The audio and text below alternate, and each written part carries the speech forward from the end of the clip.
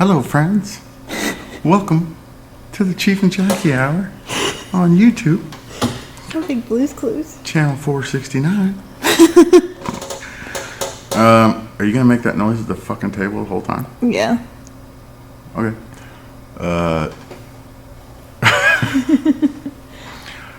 This video is gonna be a little different than what we normally do, but if you haven't noticed from watching our channel and our videos, we're still trying to find our thing. Like, we're trying it all. We're doing like car edits of like just the car and racing and no talking, and we're doing videos with no music and all talking. We're doing videos working on cars. We're doing it all, man. And this video, it's a little different because there was another automotive drag racing street racer YouTube channel that was going through some things, and we could kind of see it was kind of bleeding through. It was kind of obvious. So we've all been through some things, you know. I think all of us have, and it's always nice when someone reaches out, or, you know, I've always thought like it'd be really nice if someone would reach out and just be like, hey, I don't care who did what or why, who's at fault or whose side or none of that. Just come hang out with me, come hang out with us for a while and take your mind off of it. So that's what we did. We put the offer out there to one of our friends on YouTube, and he took us up on it. So we flew him out here and we hung out for a week, and it was supposed to be like, you know, stress-free. It was supposed to be cool. It was supposed to be, we're going to go test the car at the track. You know, we just put my car together. We were going to film a TV show with the car, street racing show, and we just put my car back together. We were going to go to the track, make a few hits. Then we were going to go to the street, do some cool stuff, you know, legit, and like just have a good time and kind of show him what we do, you know, big tire street race stuff.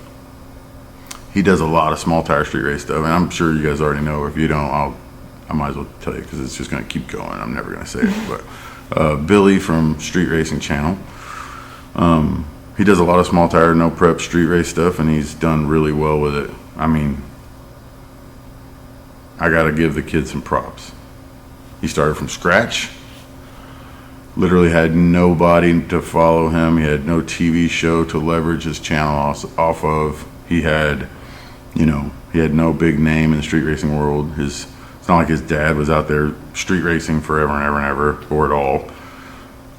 His dad was a drag racer, bracket racer, and he just started doing what he wanted to do with his car and filming it, and man, it took off. He's doing great. He's got a killer channel, makes some awesome content, and he's somebody that, you know, we respect and look up to, and we like to watch his videos. And so we reached out and said, come on, you know, let's hang out, let's do some street stuff.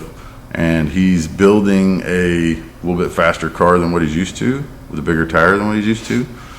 And so, you know, I was going to kind of show him a little bit of how I do it and see if it could, anything he could use in his day-to-day with his other car, his newer car, whatever.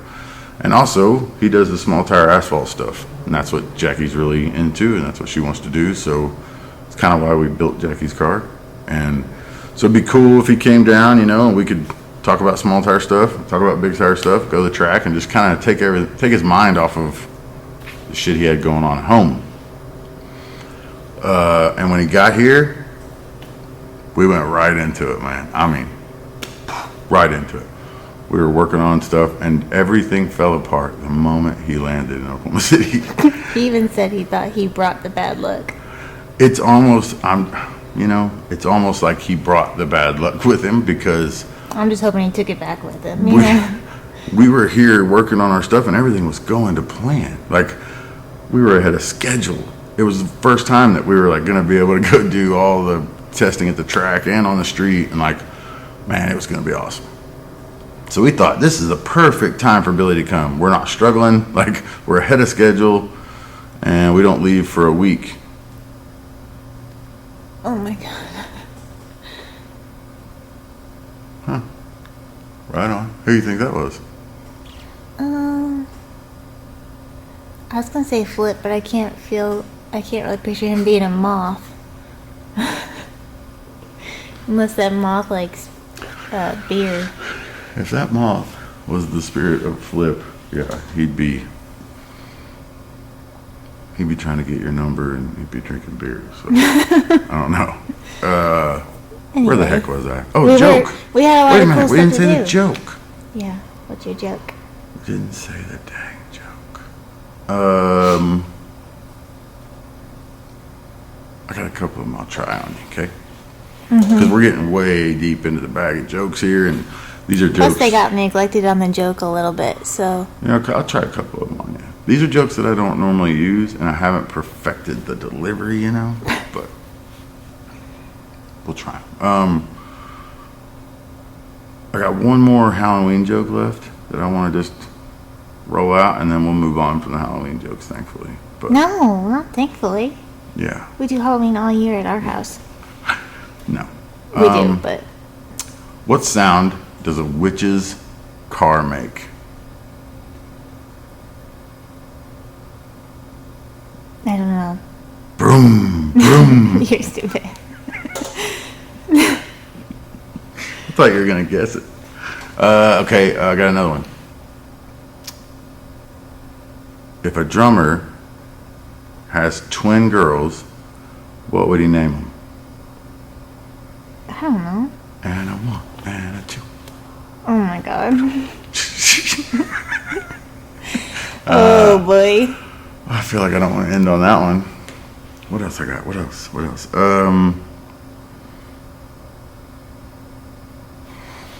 Why did the Scarecrow get an award? You stole my joke. Because he was outstanding in his field. Because he was outstanding in his field. Yay. You just ripped my joke. If I stole it from you, though, you just ruined it. It was my joke. Ruined. Anyway. Maybe we'll throw another one in at the end. Okay. So after Billy gets here and we finish up all the little stuff on the car, we had the trailer door issue. Oof, it put us a couple days behind. By the time we were actually able to get to the racetrack, there was another event going on. It wasn't a rental. It was an actual open. Well, it wasn't open. It was an event J-Rod was putting on. It was the car cruise thing. It's like hard tire. Cruising USA or whatnot. It's a video game. I have no idea. I don't know. It's a cruise. He does this big cruise thing. There's a bunch of hot rods, and they all go to this cruise. They cruise all over, and then they go to the track, and they race. And it's pretty cool. And I'll link it in the description Yeah. if I can find it. yeah, so when we got there, it's weird because it was a cruise deal. So I called J-Rod, I texted J-Rod. I was like, hey, is it cool if I test during your race tomorrow? He said, yeah, sure. We'd love to have you come on out, So we get there, and nobody's got trailers. Yeah, there's a ton of people there, but there was just all cars. There was a couple hundred race cars probably, but no trailers.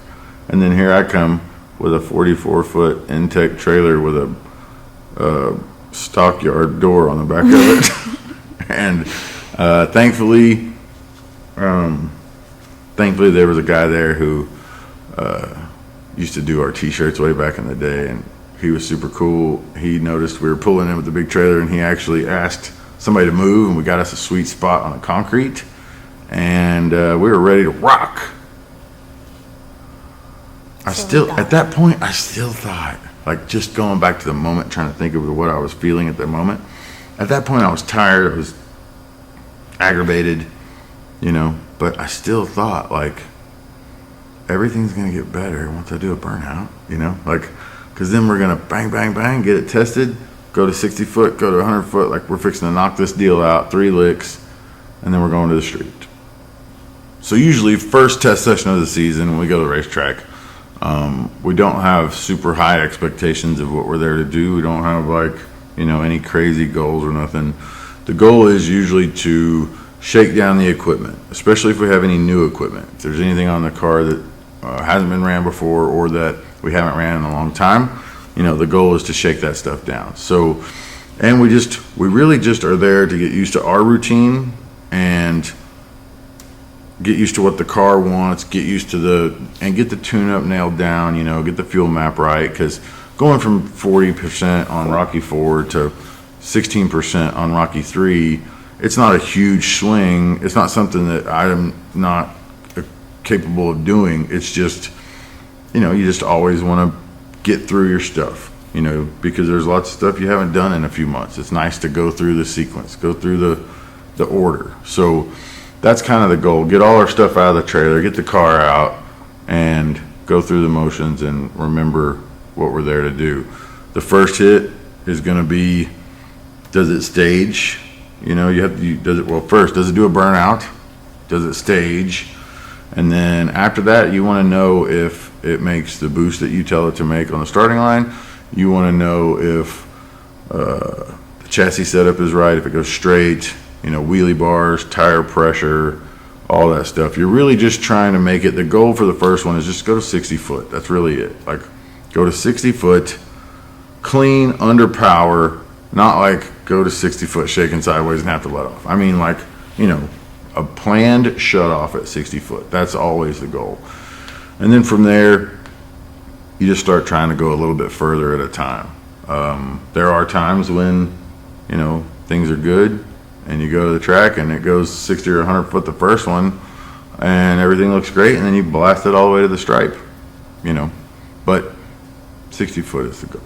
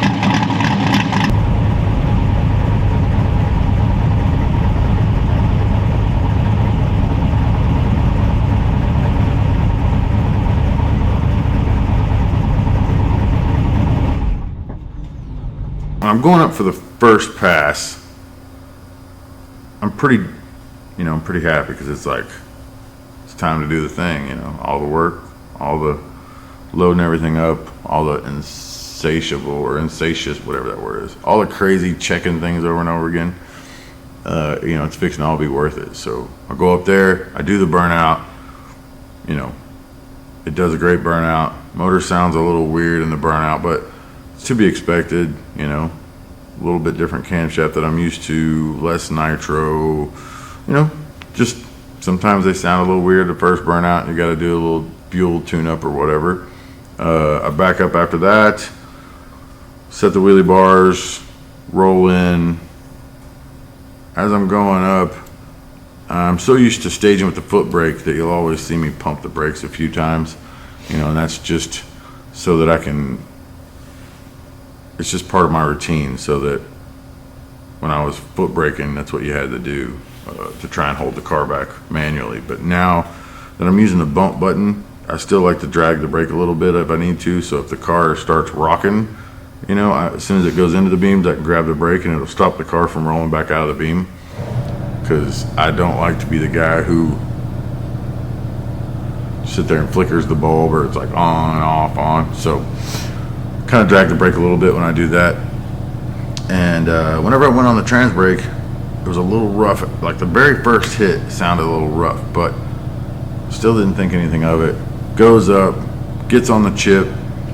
I'm thinking, wow, that thing went right up. Start smashing the bump button, the car's not moving. And it was like, as soon as I hit the button, it was like the same time that I hit the button, the car sneezes.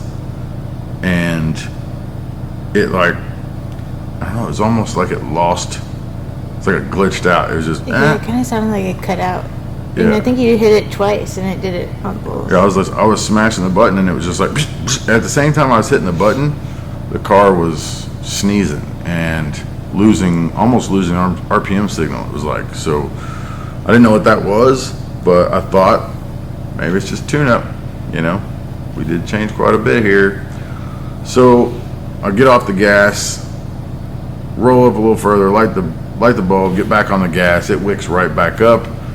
Let go of the button, car takes off. Actually, for sticker tires, and what I call sticker tires is it's a new tire that you just buy from whoever, from Summit, Jegs, Smiley's, whoever you can get a hold of them. It's just a off-the-shelf tire. It's not a custom match pair. It's not a, it's not a secret pair that Hoosier's working on the sidewall with you. It's not some custom crazy thing or nothing like that. It's just a sticker tire, and it's new. It still has a sticker on it. But whenever you're working with some of those companies and you get a better tire, a special tire, or something that's custom done for your car, they're trying something, a lot of times you can go faster with that stuff. But this is just a regular old sticker tire, because you never know during the season. Sometimes I can spend a little extra money or whatever, and I can afford a better tire, a custom tire, but you never know. We could be, middle of January in Nebraska somewhere, and you can't get that stuff. And you just got to get what you can get, and a sticker tire is always going to be there. So I let off the button, it felt okay. Front end come up a little higher than I'm used to. It almost went to dip the front, and then it started to move, and I could feel it going out of the groove, and it wasn't gonna be pretty. So as soon as I started to feel it waffle the tire and make a move, I just dump out of the gas, and I think, hey, okay, the goal was 60 foot. We went like 45, 50 foot. We're not too far off. Cruise down through there, cut it off, or cut it around the corner, bring it back to the trailer. And yes, I drive my race car back. This is the part where I'm going to tell you how cool I am and how much I want to drive my car back, and street or whatever, but it's not the case at all. It's just the golf cart's a pain in the ass. Get done with the pass, make the first turn. Man, I don't know how long you guys have been drag racing, or if you have, but making that first turn sucks. That's like first day stuff. So make the turn, come back, pull up to the trailer.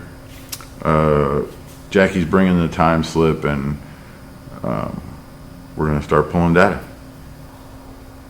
So we're going over the car. We're kind of talking about it. Jackie's telling me what it sounded like. You know, we both kind of felt like it seemed like it may have been somehow attached. The misfire or the sneezing may have been somehow attached to the bump button.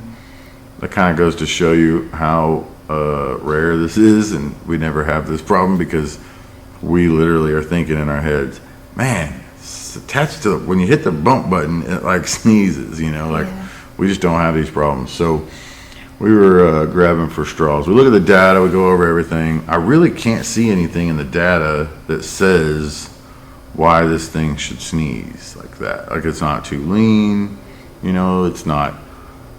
Everything is cool. EGTs are cool. Everything's cool. There's really nothing in the data that shows me that it should have sneezed or misfired at all. So I just start thinking, okay, what am I telling it to do that's wrong? And whenever I go on the trans brake, I let the motor come up and hit the rev limiter. It starts cutting ignition from the cylinders. And when it does that, it'll puddle up some fuel, and so the next time it fires, it'll misfire. And so I'll drop timing out as that's happening. Once it gets to the chip, I start dropping timing out of the motor so that it starts firing later and later, later and later and later, so that it's at like, sometimes it'll be at 5 or 6 degrees of timing. And then that way it's firing almost so late, I guess, that it's, you know, it's popping out the exhaust. As the exhaust valve is opening, it's still, so it makes fuel and backfires in the header. And those little explosions send pulse waves to the turbine wheel of the turbo, and it spins it up faster. So if it's sitting there doing this, every backfire is boom, spins it up faster, faster, faster. Gets it up on boost really quick. I think on that first pass, I think I was on the chip in 2.5 seconds. I was at 16 pounds of boost, 15.6 pounds of boost in 3.5 seconds, like that fast. For a 480 inch motor with twin 98s, that's pretty good. So going over the data, I noticed when it sneezed, when it lost RPM, and when it misfired, basically, I noticed it was at the bottom of my timing curve. So I instantly think, well, I'll go back to the data log I have from the spool up at the shop, lay those over each other and see what I'm doing different, because it seemed to do fine at the shop. Well, laying them over, you could see on the spool up next to the shop, it had a little bit of the same thing. It wasn't as bad, it wasn't as noticeable, but it had a little bit. And both data logs showed that happened when the timing got below 6-7 degrees. So I just thought, well, we don't have as much nitro in it. We have a smaller camshaft and stuff, so I was just thinking that maybe old Rocky 3 just don't have the gonads that Rocky 4 have, so you just can't drop the timing out that far. I know on M1, when I was running MPK or NHRA, I couldn't drop the timing out below 6 or 7 degrees, or it would have done the same thing. So I just think it's got to be what it is. I just pulled too much timing too fast. So I figure on the next pass, I will not pull the timing down so far, and I'll clean up the fuel map a little bit, try to work on why it won't bump. I still haven't figured that out yet. Should bump. It really should. I don't know why it won't bump.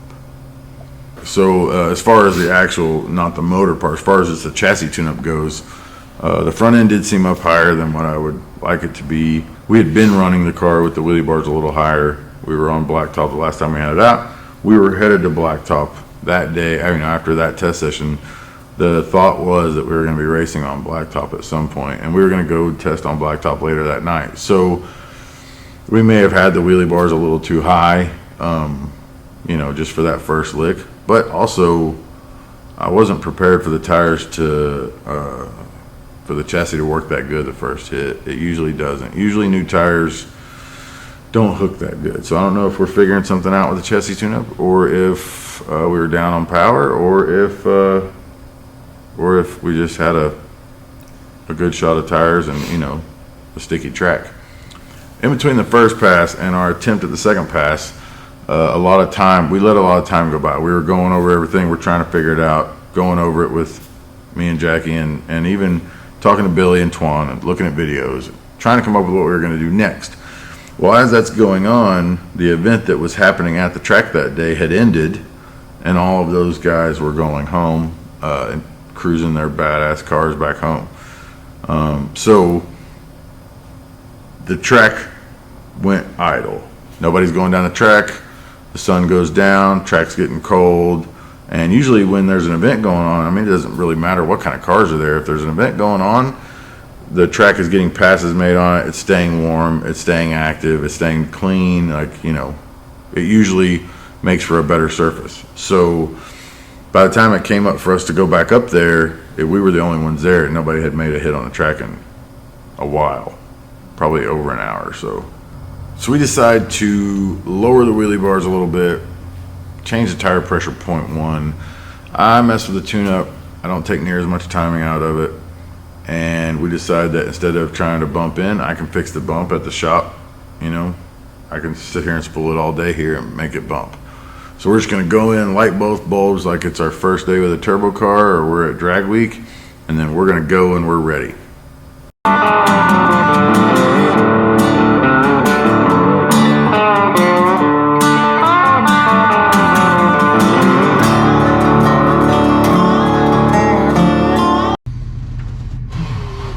Hi, Mr. Pontiac. Let's do this.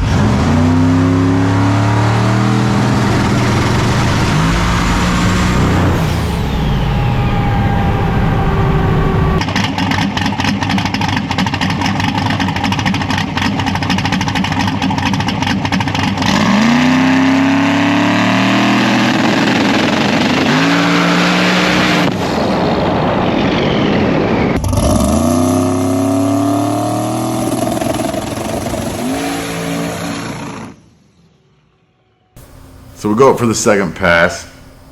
Burnout seems better, cleaner anyway. Good burnout. Everything was cool there. We back up. Everything's good. They set the wheelie bars a little lower than before. I pull in. He had hand sprayed it out 60 foot maybe, 50, 60 foot maybe.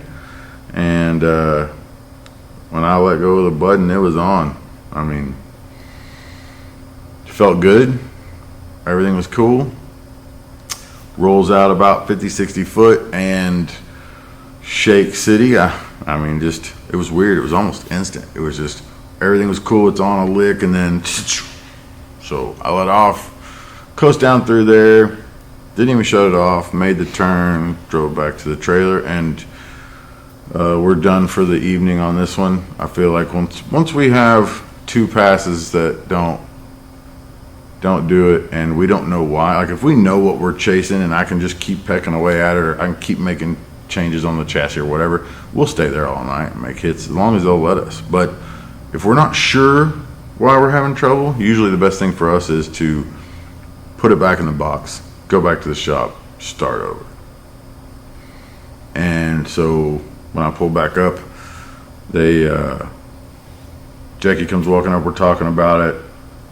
I was trying to figure out why it shook the tire and made a move about the same time as it did the pass before, but it was unrelated. The pass before, you can watch the video, you know, it was just destroying the tire. Front end was way too high. Wheelie bars were not helping the tire wrinkle at all, and we use the wheelie bars for that.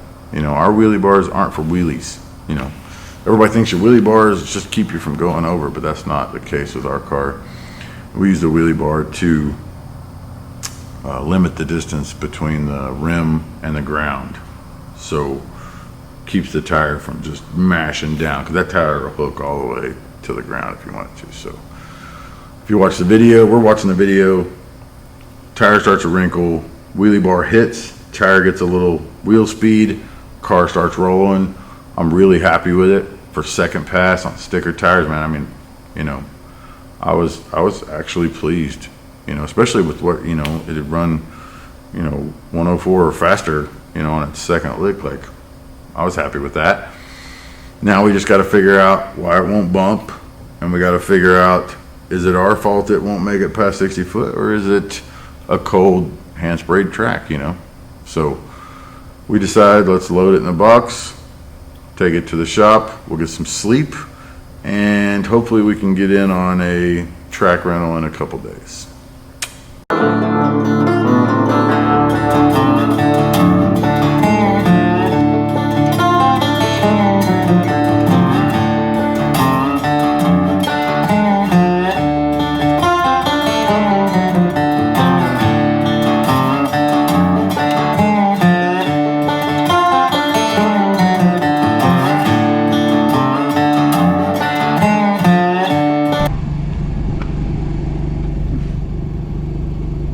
This thing on. This thing had 4-wheel drive.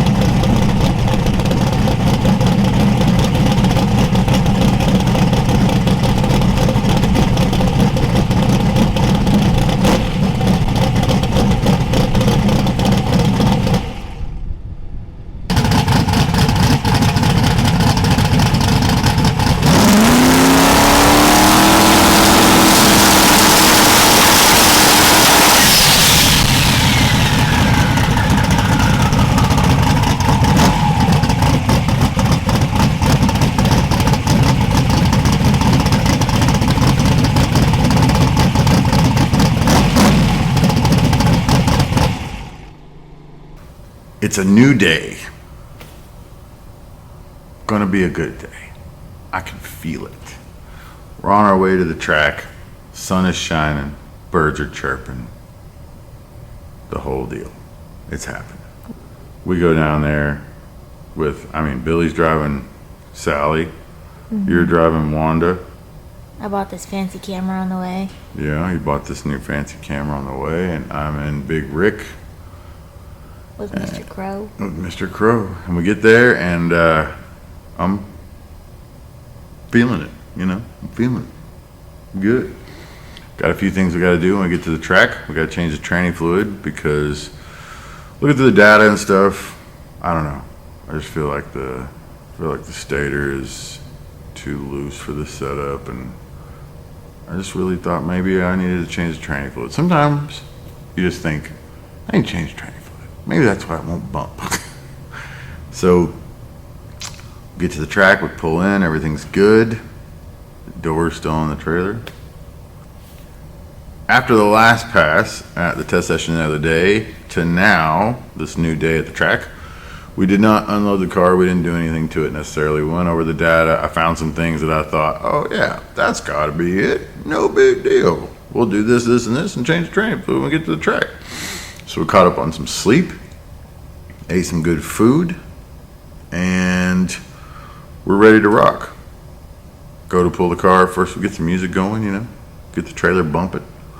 Monza is also at the track with us during this test and tune for today.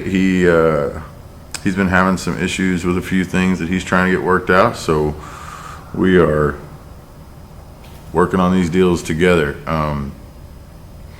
Not necessarily like I'm helping him, he's helping me, but that's how we roll. If he needs help, I'll help him. If I need help, he'll help me. So as soon as we get there, my car wouldn't start. That's weird. It's been starting great. Been running good. Had too much power the other night almost. And then now it won't start. And I'm not sure what or why. So, of course, you just get to the track and you know that this is like your last chance here. Like, this is it. So, as a drag racer, you think of all the stupid little excuses of why it won't start, and you just keep trying it. And then eventually I'm like, it's because the battery's probably low and can't see enough RPM when I'm cranking it and all this other stuff. So like, we'll just pull it out of the trailer, put it on the battery charger, and I'll pull the plugs out because they've been sitting in it for a couple of days. Like, that should matter. But on that day, that's what you think. You think in your head, plug's been in there a couple of days. Maybe they're fouled or rusty or something. So we get it out of the trailer, pull it next to the trailer, hook it up to the battery charger, and I pull the plugs out, crank it over just to get any fuel or water or condensation or whatever that may be in there, get that out of there. Nothing really comes out. Everything looks copacetic. Put new plugs in it, go to start it, still won't start though. And I will add, during this whole fiasco, the car wouldn't start, and I'm pulling the plugs out and cranking it over to see if there's anything in there, whatever. Put new plugs in it, it still wouldn't start. During all of that, Jackie has said not many things, but the things she has said, in hindsight, should have been taken more seriously. A lot of people feel like Jackie doesn't know as much as as she should, or as much as other people do on the show or the car or whatever. And the way that she says things sometimes, it may not sound exactly like you would think it should. During this fiasco, Jackie says a few times, pull the valve covers off. And I'm thinking to myself, why? Why would I pull the valve covers off? It just won't start. It's not serious. It just won't start. It's just cold or flooded or battery charger, water, condensation. A lot of things I'm thinking it's not right. She says pull the valve covers off, and when I'm in that moment, to me, everyone around me is stupid. Like, I am just going, and I'm gonna fix this deal, and everyone around me is saying things that it's just, drives me insane. And so then Jackie says it again, pull the valve covers off. And I was like, okay, at this point, I just need to do anything but what I'm doing, because it's not working, and I'm gonna end up breaking the flywheel or flex plate or tearing up a starter or something. So I pull the valve covers off, and all the rockers are good or moving or whatever, but I didn't have a rocker kicked off or nothing. None of them were super loose. So I get the feeler gauge out and I go to check them, and they are no longer a 20. They're not even a tight 20. I would venture to guess they were not even a 10. I couldn't get the 20 in there at all. And I had just set these the other night, like when we took it to the track the other night. I just set these. So something was weird and I wasn't sure what it was. So I run through real quick. I reset all the overhead, set it all back at 20 cold, and go to fire it up. It still won't start. It's better though. You can almost tell it wants to now. Like, it definitely did something. Then after about 5 more seconds of cranking it, it finally kicks off. And when it does, I give it a shot of gas and it revs up really hard and it spits a bunch of something out of the passenger side pipe and hit Brandon Johnston right in the face. I felt so bad. I was saying sorry. I must have said it a million times, but I was just happy that it was running, and so was he. But then, of course, you know, Jackie's over there. Told you so. You know, she doesn't say I told you so, but you can tell she's thinking it. You can tell. When it was running, when I finally got it to start and I was listening to it, of course I'm wanting it to be okay because I know this is our last day to test and I'm needing it to be okay. And so to me it sounded okay, you know, to Billy he thought it sounded okay, and we were just kind of like, that's just weird. We let it warm up, sit there for a minute, revved it a few times, everything was good or good enough. Jackie had made a video on her phone while it was running, and she made the video because she could hear something. She thought she heard something as it was sitting there running, and so she made a video on her phone to see if she could amplify it. And so she comes over to me and she says, "It sounds funny. Do you hear it?" She said, "There's something else. Like, you can hear it go through the sequence. You can hear it go through the order, and as it's loping through the camshaft, she's like, there's something different in there." And as I'm listening to it, I can hear something. I couldn't describe it as a squeak. It was definitely something, but to me, it was like, it's sitting next to the trailer, you know, you get some weird vibes off of that, and it's cold, blah, blah, blah. I was making a million excuses of why it didn't sound perfect. So we shut it off, and Jackie says, oh, before we shut it off, actually, Jackie said something else. Drives me insane. She's so stupid. As it's running and idling, Jackie says, as I'm running around checking everything, trying to figure out, make sure everything's okay, or trying to prove to myself that it's okay, it's good to test. Jackie says, that turbo isn't spinning very fast. And I said, neither one of them should be spinning very fast. They almost shouldn't be spinning. Like, when you size a turbo right for a race car, you know, that turbo should just be barely moving almost at idle. You should be able to reach in there and just grab the wheel with your hand, and it shouldn't even resist you, actually.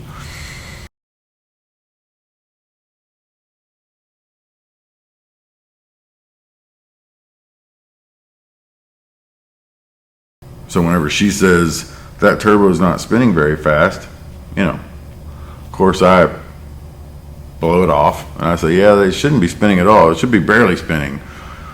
But she had noticed that one wasn't, the passenger side turbo wasn't spinning as fast as the driver's side turbo. It was minute, it was minimal, but it was noticeable to her. I blew it off as, you know, I know this side of the trailer, this side's on next to the trailer, so it's warmer, and so the oil in the turbo's thinner on this side maybe, and that's why it's not spinning as fast. But I think there was more to it than that, to be honest with you. I think the not starting, the turbo not spinning as fast, it was all signs that there was something more going on, and I was ignoring those signs, blatantly ignoring them. Then after it runs for a little while, get some heat in it, everything looks good, to me anyway. We shut it off. I put it on the projects, time to change the tranny fluid, because that was the plan. You know, the plan did not involve figuring out why it doesn't sound exactly right. The plan did not involve figuring out why that turbo is not spinning. You know, those weren't the plan. The plan was change the tranny fluid and test. So that's what I was going to do. So stick to the plan, jack the car up on the projects, change the transmission fluid. I bought some transmission fluid from Monza at the track there. He He had something that was a little bit thicker than what I was running, and I was hoping that would tighten up that stator a little bit for the day anyway, and then we could make a change later. Got that all done. Spool it up, and it's not home. It's not there. It's not fully there.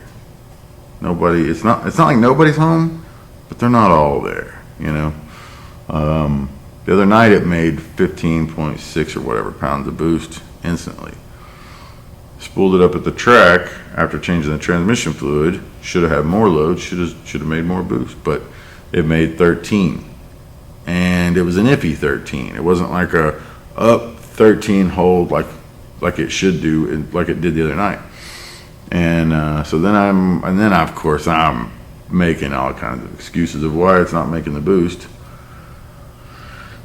So shut it off, come up with a different tune-up, different game plan, come back out, spool it again, and it bumps this time. So we got that fixed. That was cool. But it only made like 12.5 pounds of boost. And man, then instead of just saying this thing's not right, we're done. We're done. I was so worried about not getting to make the hit, and you know, I was thinking it was something small maybe or whatever, and I could figure it out at the shop when I spool it there. But at least we could make a hit, make sure the chassis is right, make sure it goes straight, make sure it hooks, get some burnouts on the tires, do the things we need to do to go racing, and then we'll figure out the little stuff later. So at this point, I'm making little excuses for why everything is happening, and I'm ignoring the signs. Instead of stopping and going home and figuring all this out, I just feel like it's got to be something small. I can figure it out at the shop tonight or tomorrow or whatever, but we have to leave in less than 2 days for America's list. I mean, everybody knows that. We had to leave for America's list in less than 2 days. And the car has to go down. Now, if I can get it to go down here at the track and make a lick or two, when I get back to the shop, or even when I get to wherever we're going, I can spool it, make the boost I needed to make, and go through all them, make a bump and all that stuff. That's what I was thinking. We were just running out of time. You can make the car make the boost, and you can make a bump, you can make it stage. You can do that anywhere, anytime. But you can't make a hit anywhere, anytime, especially, under power with rubber down like it's going to be after a couple days of racing. So we needed that. So I just pushed on. We get the car after the second spool up. We get it turned around, ready to go up.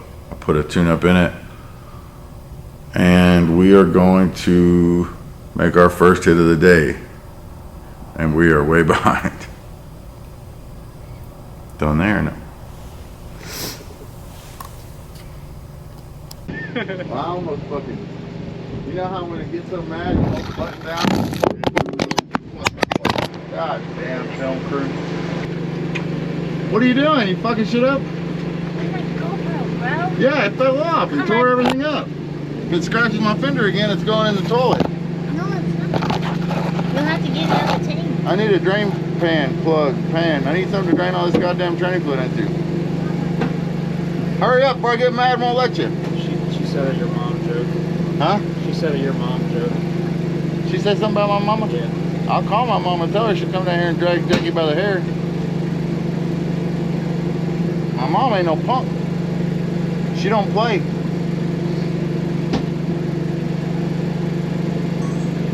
I was fucking mad when it wouldn't start.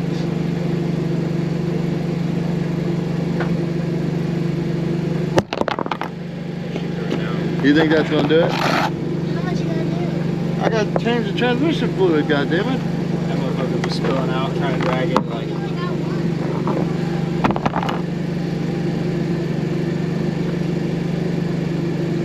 Where's my little red bucket? You mind if I bottle that up and take it home with me? What? The training fluid. If you Shit what? ain't cheap, bro. No, my little red bucket.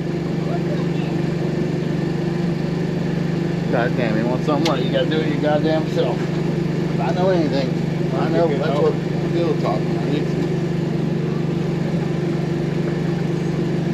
You think you got a bigger ratchet you can give me? You have a bigger ratchet in there? It's a fucking joke. I need a smaller one.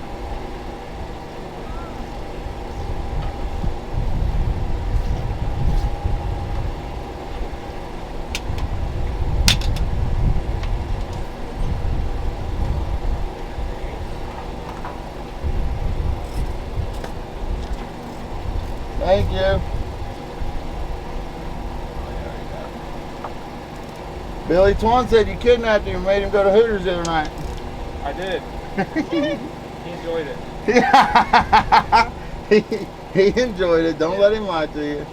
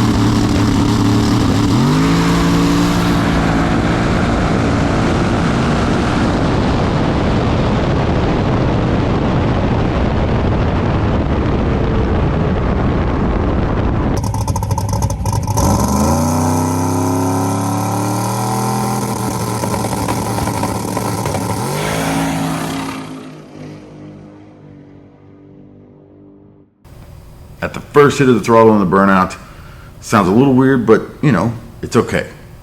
Comes up clean, does a good burnout, nice, straight, smoky, throttle's easy to control, everything's cool. Stop out of the burnout, it gets the screech. I give it the rev, vroom vroom, everything's cool. Back it up, we're gonna make one. Go in the pre-stage beam. I say, even though it bumped, I don't wanna risk it. I'm going all the way in, double bulbing, first, like it's my first day again. Pull up double bulb, grab the trans brake, I stick the throttle, and there's just a slight instant fluff, or what I call I don't know what you call it. It wasn't quite a blubber. It was almost dead, like it almost wasn't there, but it was instant, and then it went right up. On the brake though, it's very calm compared to what it usually is. It's not doing the, the cool stuff. And it feels very tame. I look down, I'm not even paying attention to the light. I look down, the dash is saying 11 or 12 pounds of boost or something. And I was just like, let's go. I let go of the button. It goes, it's not happy, it's slow. About 30 foot out, it starts chugging smoke out of the right bank. And in my experience, 30 foot is too soon to start chugging smoke. Like, I've never, I always preach you can't burn anything up in 60 foot or 30 foot. Like, it's almost impossible. Like, I could give you a torch and a piston or a whatever, and I could give you all the tools to burn something up, and in less than a second, I just don't see you doing it, and that's the way I look at it. So, but sure enough, in 30 foot, it starts chugging smoke out of the right bank. I don't know that in the car. I can't see that. It's making a lick. It's slow, but it's making a lick.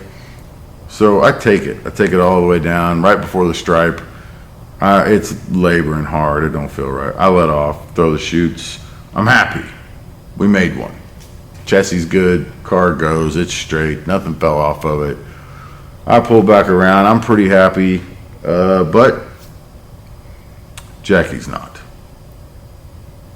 You can just tell when you get out of the car and you're happy and you're just kind of looking around to see, is everything okay?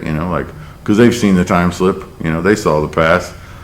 They're the real ones who know what's going on. I'm just happy that it made a lick. I'm happy we went further than 60 foot. And even though it felt slow, it was data. We went down. But instantly Jackie has given me the look. So I ask her what's going on. She hands me the slip and she says it was chugging out of the passenger side, like a lot. And I was like, fuel? She said, I don't know. And I said, weird. Shouldn't have been. She said, yeah, maybe ejector's hung open or something, which has never happened. So, but it has happened to people that we know, and that's kind of the way it looks. So that wasn't it though. So as we're trying to pull the data out of it, the computer stops working. We just cannot catch a break. And eventually I get the tune-up fixed. I think I found a couple things in there that can help it. Get the tune-up fixed. I'll go out there. I think maybe we're going to spool it one more time, see if I can get it to come to life. I pulled all the plugs out of it after the pass. They looked cold, fat, about like they were supposed to look. If you run 450, you know what I mean? Like, it only went 107 60 foot. So somehow in 2 days, I'm not taking the car out of the trailer, we went from 103, 104 to 107. That's weird. And every time we spooled it, it made less boost than it did the time before. So something was not right. And so before we decide to make another hit or spool it or anything, it's just not right. So it's weird though, because usually when something's not right, the plug will tell you. I've always preached that the plug is the guy. Plug's the one in the trenches taking grenades. He's the only one that knows what really went down. But whatever happened in this little scenario in that battle in the number 2 cylinder, it happened behind the spark plug's back somehow.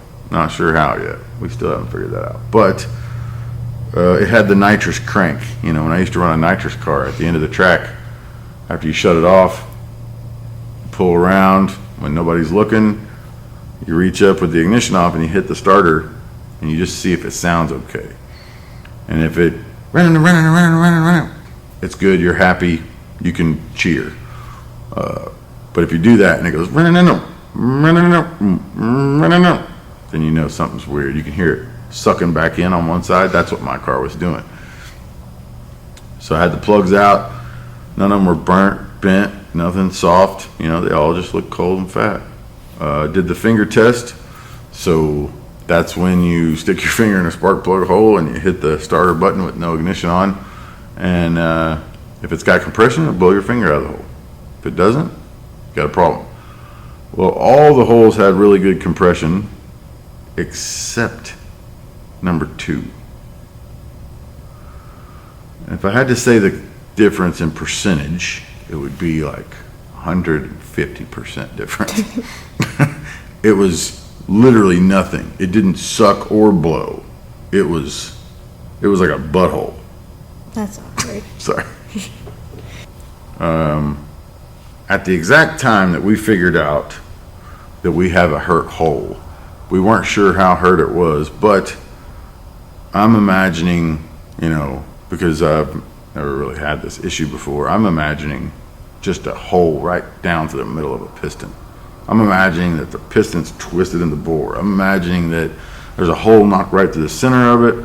I'm imagining that when it was hard to start earlier, maybe there was some fuel in the cylinder or water condensation, and I broke a ring or something, a hydrolock in it, trying to get it to start, trying to make it start.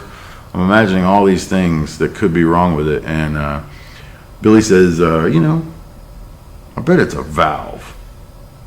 And I was like, what do you mean? Like it left?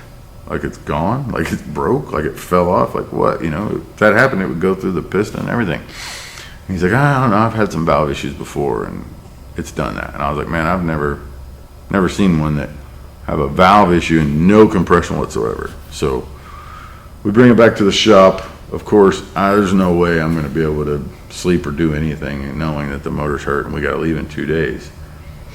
As we're leaving the track, it was weird. I get a call from Kai Kelly. We don't talk that often. So when he calls 2 days before we got to leave, I answer. I answered it. And he says, hey, did you hear the rumor? And I said, no, I've been at the track all day. I haven't even been paying attention to my phone or anything. He said, rumor is we may be SOL on getting to race next week. And I said, really? And he said, yeah, there's problems with the place that we were going to race or whatever. So it wasn't, our fault or Pilgrim's fault or nothing, just nothing we could do about it. He said, I don't know if it's 100% yet, but just letting you know in case you're thrashing. And he was right, I was thrashing. And you never want that call when you're ready because you've spent so much time getting ready. But when you were in my situation, to get that call, it was almost a relief that I didn't have to go into this season with this, you know what I mean? And that I would get, even if I got a couple more days, it would be the blessing I needed right now. And then, if that's the case, we don't have to race tomorrow or next week. I'll send Billy and all his bad luck back to Ohio, and I can fix this thing and go out and kick ass like I always do.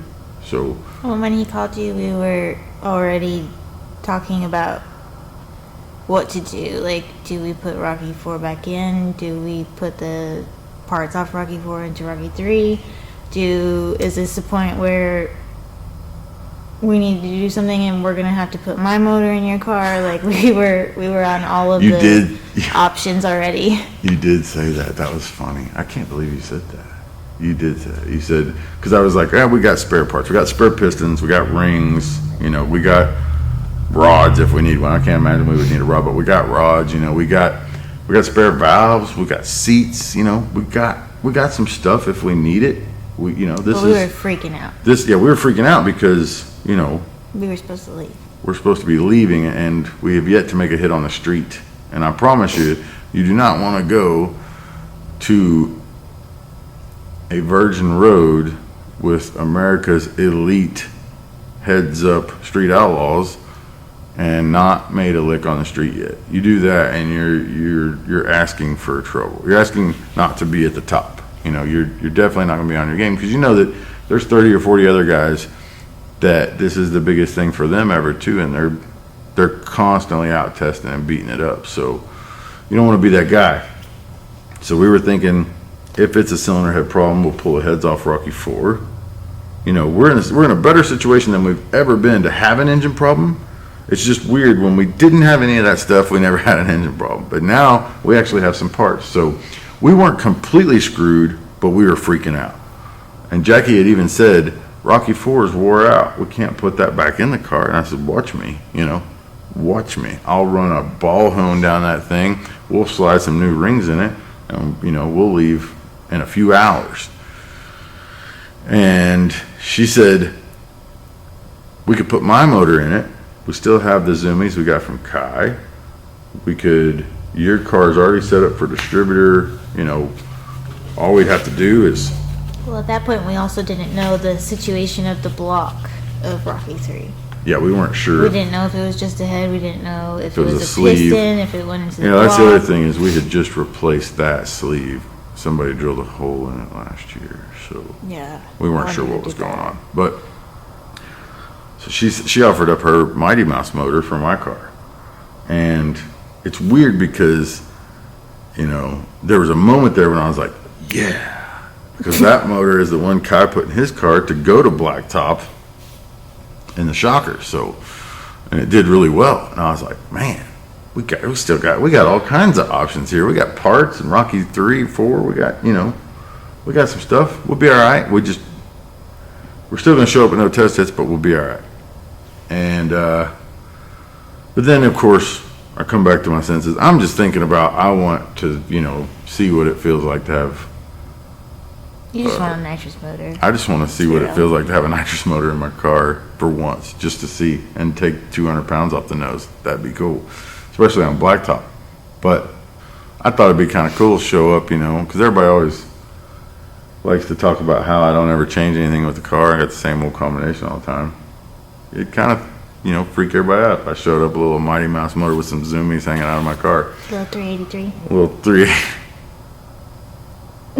Yeah, 383.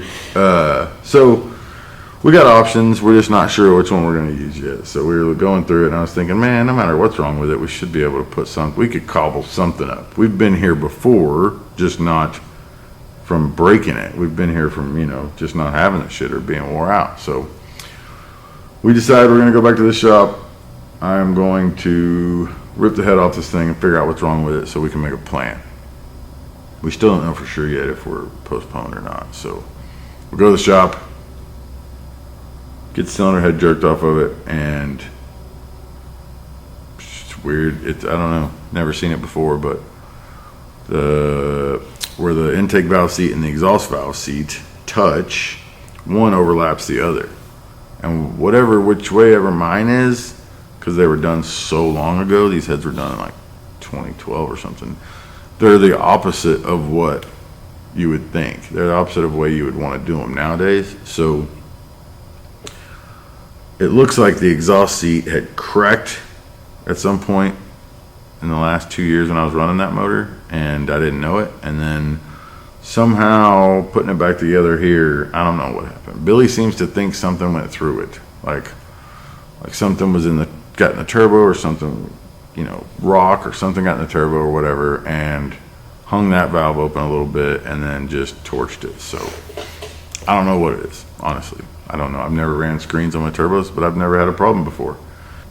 I mean, everything else inside that cylinder and combustion chamber was flawless. So I don't know. Yeah, I took the head to Gerald Brand, whose shop is half a mile from my shop.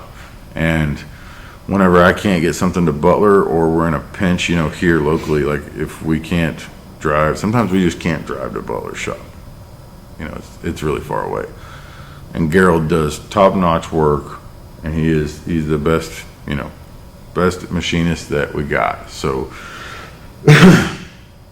I get the head jerked off, figure out what is actually wrong with it. Not sure why. I took it over to Gerald's a couple days ago. By the time you see this video, those heads will be fixed. Actually, that head won't. But the other two heads off of Rocky 4 will be freshened and on Rocky 3 and running and hopefully tested by the time you watch this video. But right now, as of right now, the heads are at Gerald's. Gerald looked at it and said, these things are screwed. And he remembers this is the 4th time. The last 3 times he's told me not to bring them back.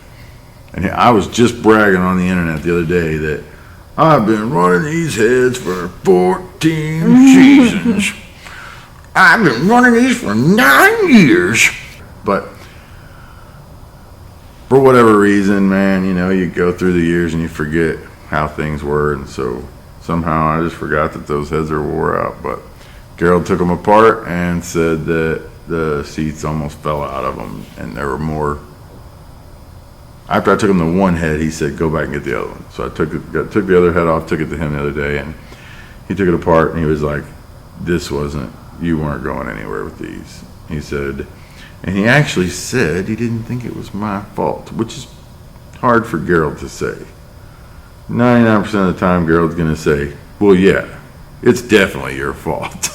Gerald's going to put all new seats in Rocky 3's heads, and he's got to weld that cylinder up because, you know, I might have ran a full lick on that Smoking it. on that deal when the exhaust valve was hung open somehow or the seat was cracked. So, long story even longer.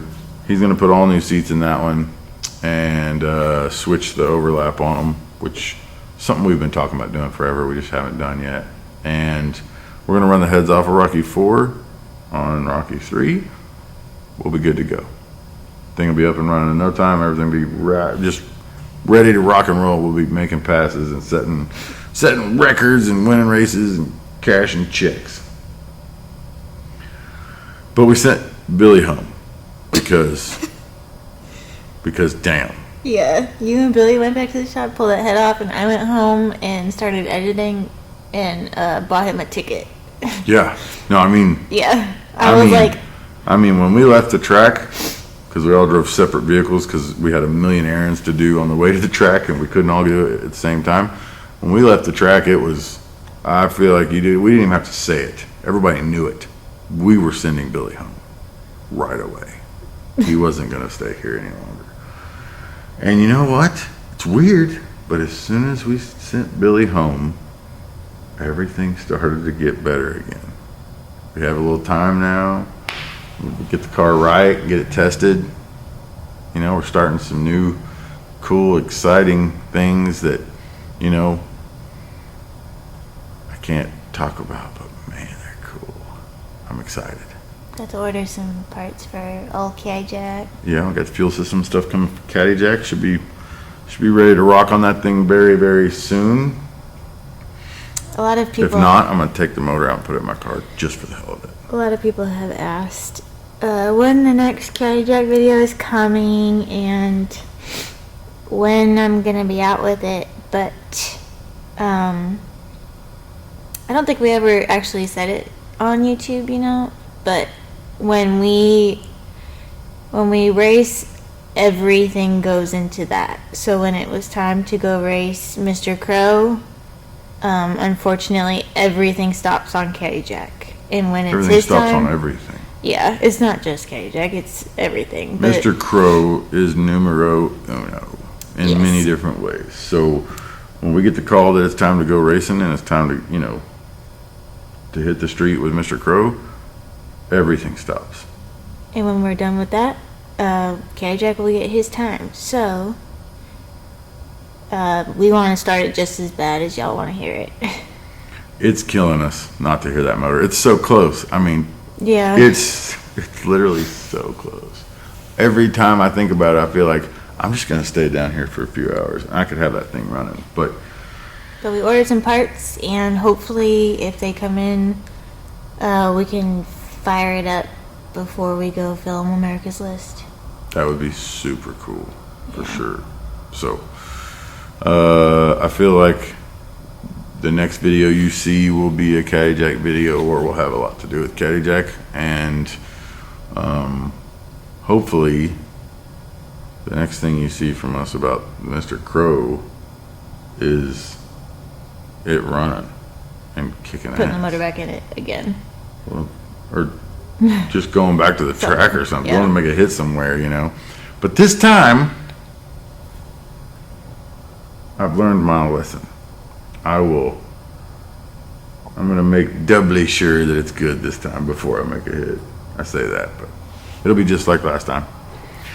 But we have a lot of exciting things coming. Dude, the things that are coming. It's so hard to talk about this when this has already happened. We could be talking about this, Yeah, which is going to happen. We're not going to dwell on what happened. We're fixing it. We're moving on. Mr. Crow will be good. I mean, dude, Something as long as super we've been exciting doing is this, coming. you know, as long as we've been doing this, we've never hurt anything in a motor, so whatever. We can And it be could have good. been a lot worse. So We're fine. It's Yeah. no big deal. We tore up a head that we shouldn't have been running 5 years ago. And Shouldn't have been bragging about it on the internet, that's for damn sure. But now, the things that are coming are so exciting. We're so pumped about what's coming up. We can't wait to show you guys. Can't wait to tell you guys. We might bring them along for a little bit. You know, some things might not make sense for a little bit, but they will. Stay tuned. 2022 is gonna be wild.